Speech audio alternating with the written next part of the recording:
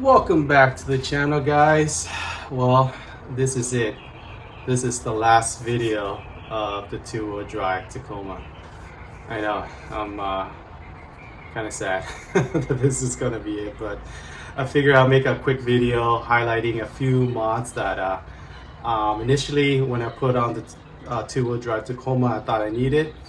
And it served its purpose, but I feel like after so many years, I think 4.5 years of building it right now and having this truck for 5.5 years, I'm not going to be doing it again for the 4x4, just because initially I thought these mods was something I need, but it felt like it didn't really help me as much as I thought. So hopefully this video will be more informative for you guys out there that are going to be modding up your Tacoma. Hopefully help you guys save a little time and money. Maybe rethink, oh, should I do this mod or not? But yeah, just hopefully help you guys out with your build. So with that being said, let's get into the video.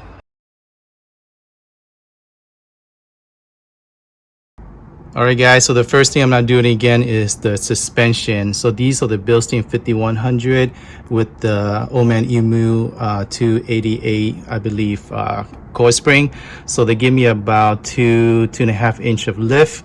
And then I need the heavier duty spring for the front bumper, and then these are the cambered upper control arm. So the main reason I'm not doing this suspension setup again is not because I don't like them. I actually really like this setup for budget friendly. I did a whole video of the review, over 50,000 miles, and it still worked great. However, I just want to try something new. I'm going to go a little bit higher end, maybe something with a reservoir, and see how that setup is. So basically, the main reason I'm not doing this again is not because I don't like it. I want to try something new and see how that is, whether the higher end suspension is worth the money or the budget friendly suspension is worth it. But so that's one of the first one that I'm not going to be doing again on the new 4x4. All right guys, next mod I'm not going to do again is, as you can see there, is the lead pack. So this is the Man Emu heavy duty lead pack that I have.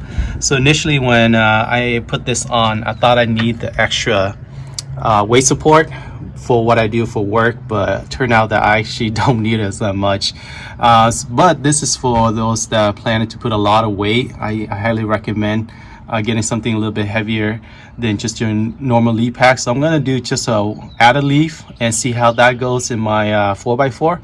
But I feel like this is just a little bit too much for what I need. So, but if you guys are planning to, you know, put a lot of weight or some type of cap system in the back, highly recommend a little bit more heavy duty. But for me right now, the 4x4 and what type of camping I'm doing, overlanding, the amount of weight I have on there doesn't justify having something this heavy duty. So yep, I'm not going to be doing this again. And another thing is that it squeaks a lot now as it's getting older. I think it's been on here for 3 years, so I'm not sure if something that, you know, can easily get fixed. But I heard that this is notorious for squeaking, which I don't care too much. It's a truck, it is what it is. But for those that are a little bit annoyed by the sound of squeaking lead pack, FYI, these do squeak when they get a little bit older.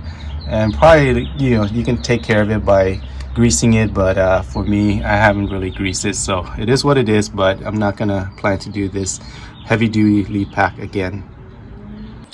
All right, sticking towards the back of the cab, the next mod that I'm not gonna do again for the 4x4 is the exhaust right here. I initially loved the sound. I want something a little bit different compared to the stock, but after 3 years having this, it's getting a little bit too annoying.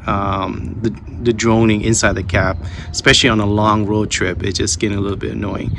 Maybe I'm getting older, I don't know, but I feel like it's just too much right now. Just have this. So you guys plan to get this, knowing that it does drone in the back. I'm sorry, in the cab. It does sound cool, especially on a cold start, but as you guys can see, my driveway is really close to my neighbors' windows and whatnot. So when I turn it on, especially early morning going on a trip, I imagine it's going to be a little bit annoying for them to be awakened by that noise. So that's another thing I'm not going to be doing again, is this exhaust system.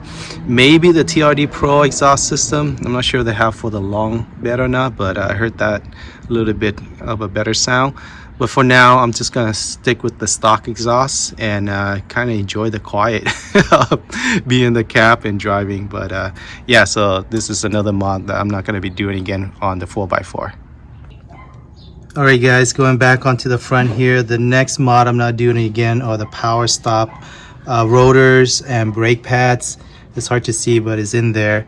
The reason I'm not doing this again, I thought that, you know, initially it would look pretty cool with the slotted rotors, but as you can see, the wheels is kind of covering it, so you can't really see the rotor. And then obviously the brake pads, you can't really see those. Anyway, so it squeak actually. I'm not sure why it does that, but for me it squeak. I can't tell the difference, to be honest, when it comes to the braking of the OEM compared to these ones.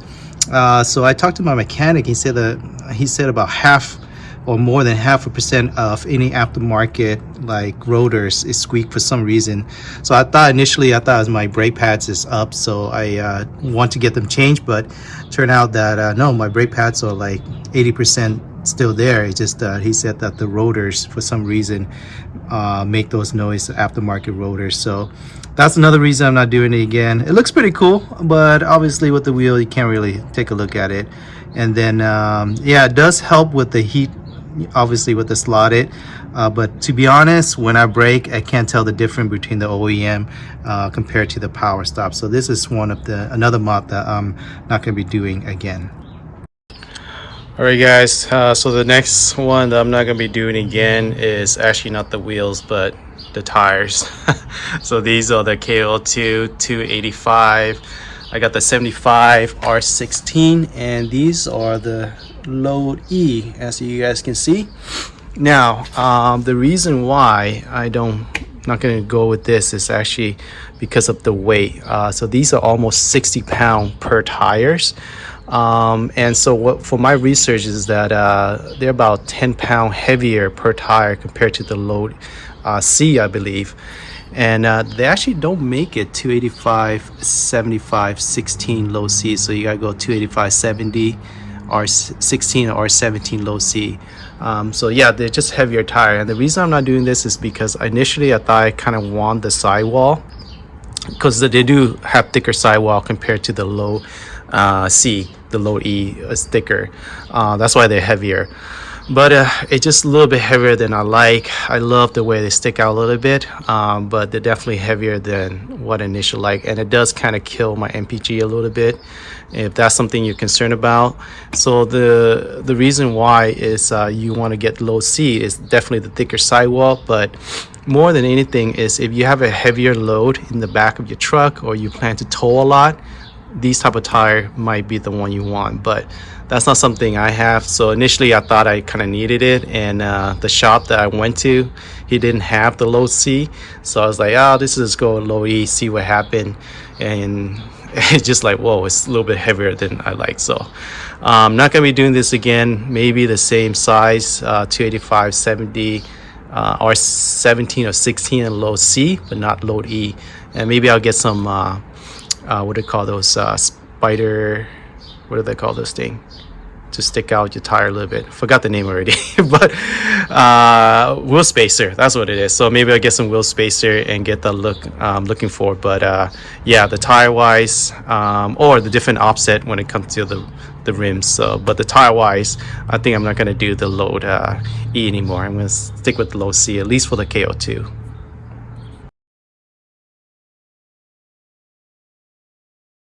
Alright guys, well, we hope you guys liked that video about modification mods that I'm not going to be putting on with my 4x4 anymore.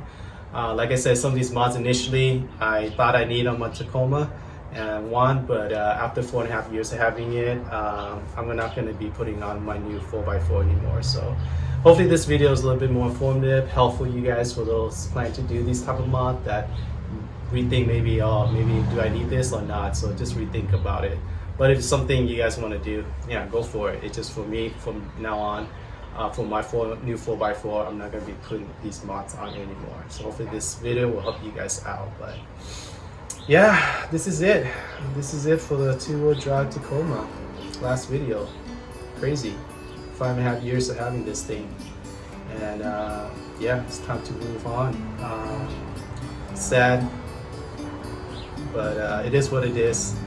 Like everything, thing changed, and yeah, I'm looking forward to what the new 4x4 can give us when it comes to adventure. But I made a quick collage, I guess, of memories in the two-wheel drive Tacoma, kind of like it's saying goodbye almost. So hopefully you guys enjoy this collage real quick.